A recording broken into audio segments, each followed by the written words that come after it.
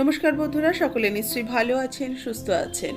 আজকে তৈরি করছি ডিম আর ছোলার ডাল দিয়ে একটা খুব ভালো রেসিপি, যেটা ভাতের সাথেও ভালো লাগবে, আবার রুটি পরোটার সাথেও বেশ ভালো লাগবে। আজকের রেসিপিটা ভালো লাগলে অবশ্যই লাইক, শেয়ার, কমেন্টস করবেন। যারা নতুন দেখছেন আমার চ্যানেলটা সাবস্ক্রাইব করে নেবেন, পাশে থাকা বেল আইকন সমেত। আমি যেভাবে বানালাম সেইভাবে বানিয়ে বাড়িতে তৈরি করে আমাকে জানাবেন কেমন লাগলো আজকের এই রেসিপিটা। নতুন বন্ধুদের স্বাগত জানিয়ে পুরনো বন্ধুদের পাশে থাকার জন্য ধন্যবাদ জানিয়ে শুরু করব আজকের রেসিপি। Welcome to মিমিজ recipes. আমি এখানে 1 কাপ ছোলার ডালকে সারা রাত ভিজিয়ে রেখে দিয়েছিলাম। ডালটা বেশ ভিজে ফুলে গেছে। এবারে ডালটাকে আমি সেদ্ধ করে নেব। এখানে নিয়েছি আমি ডিম সেদ্ধ করে, আগে থেকে ডিমটাকে সেদ্ধ করে রেখেছি। 6টা ডিম সেদ্ধ করে নিয়েছি। ডিমগুলোর গায়ে একটা করে কাট দিয়ে নেব। ডিমের গায়ে একটু করে চিড়ে দিলে ডিমগুলো খেতেও যেরকম ভালো হয়, আর ডিমগুলো ভাজার সময় ফেটে গায়ে আসার সম্ভাবনাটাও কমে যায়। সেই জন্য প্রত্যেকটা ডিমের মধ্যেই আমি একটু করে কাট দিয়ে দিচ্ছি। এইভাবে সমস্ত ডিমকেই আমি একটু করে কেটে নিয়েছি। এবার ডিমের মধ্যে 1/2 চা চামচ হলুদ গুঁড়ো আর সামান্য একটু লবণ দিয়ে ডিমটাকে মেখে নেব।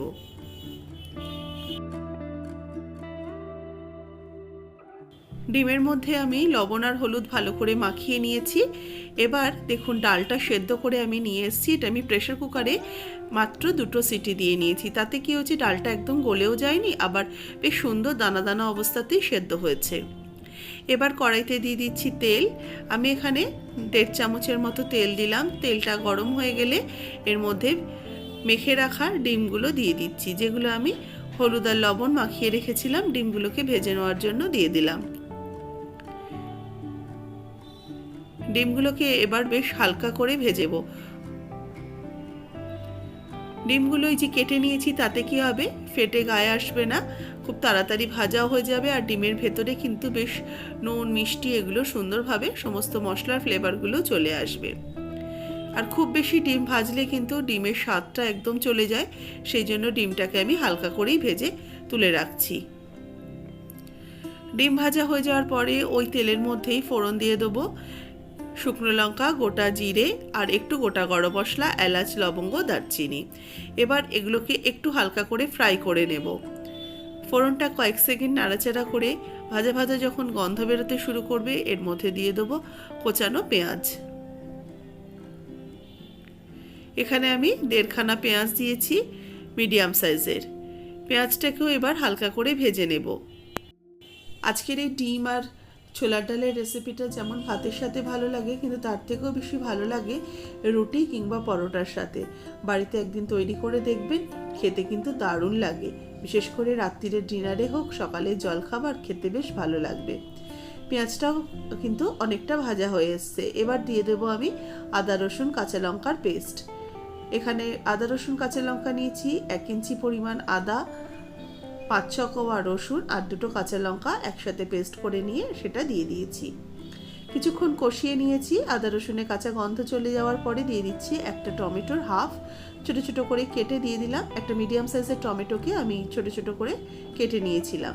টমেটোটার হাফ ব্যবহার করেছি। টমেটোটা একটু নরম হয়ে এলে দিয়ে দিচ্ছি হলুদ গুঁড়ো 1/2 টিস্পুন, ধনের গুঁড়ো 1/2 টিস্পুন আর দেবো জিরের গুঁড়ো 1/2 টিস্পুন। এর সাথে দেবো হালকা ঝালের জন্য একটু regular red chilli powder 1/4 teaspoon. এবার এই সমস্ত কিছু দিয়ে ভালো করে এটাকে কষাতে থাকবো। রেগুলারের যে মশলা আমার রান্নায় ব্যবহার হয় সেগুলো সবার বাড়িতেই থাকে, আর এই মশলাগুলোই কিন্তু আমাদের রেগুলার রান্নাতেই ব্যবহার করা হয়। সেগুলোই আমি এগুলো ব্যবহার করেছি। ঢাকা চাপা দিয়ে রাখলাম মশলাটাকে, তাহলে পেঁয়াজ, টমেটো এগুলো বেশ নরম হয়ে যাবে। কারণ সমস্ত মশলা দিয়ে একটু কষিয়ে যখন ঢাকা দিয়ে রেখেছি, পেঁয়াজ, টমেটো এর থেকে কিন্তু বেশ নরম হয়ে যায়। আর আমি খুন্তি দিয়ে এইভাবে চেপে চেপে দিলে গ্রেভিটাও কিন্তু বেশ ঘন হয়ে আসে। দেখুন মশলাটা খুব ভালো করে কষিয়ে নেওয়ার পর দিয়ে দিচ্ছি সেদ্ধ করে ভেজে রাখা ডিমটা দিয়েও মশলার সাথে ভালো করে মিশিয়ে নেব। এবার ডিম সমেত এই সমস্ত কিছুকে একটু কষিয়ে নেব মিনিট 2-3 সময় ধরে।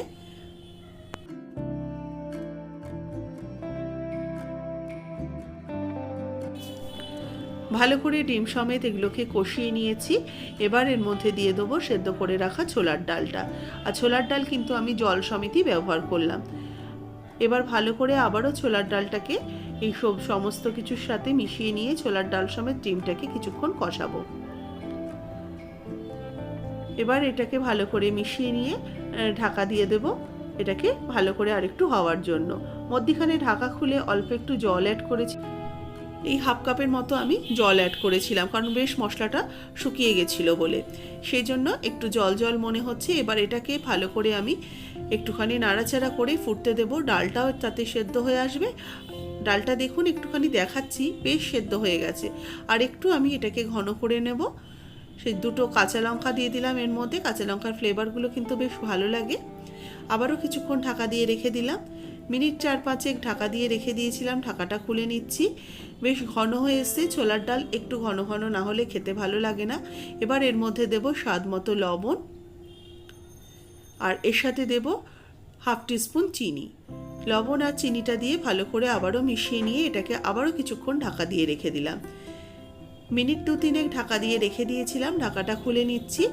গ্রেভিটা কিন্তু বেশ ঘন গাঢ় হয়ে গেছে। নামানোর আগে দিয়ে দেবো একটু ধনেপাতা কোচানো। হালকা হাতে এটাকে মিক্সড করে নেব।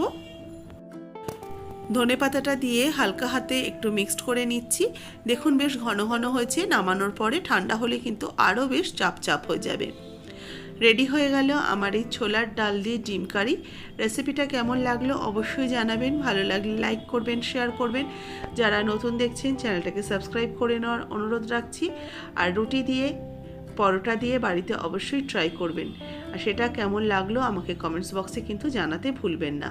যেমন ভাতের সাথে ভালো লাগে ঠিক তেমনই কিন্তু রুটি পরোটার সাথেও বেশি ভালো লাগে।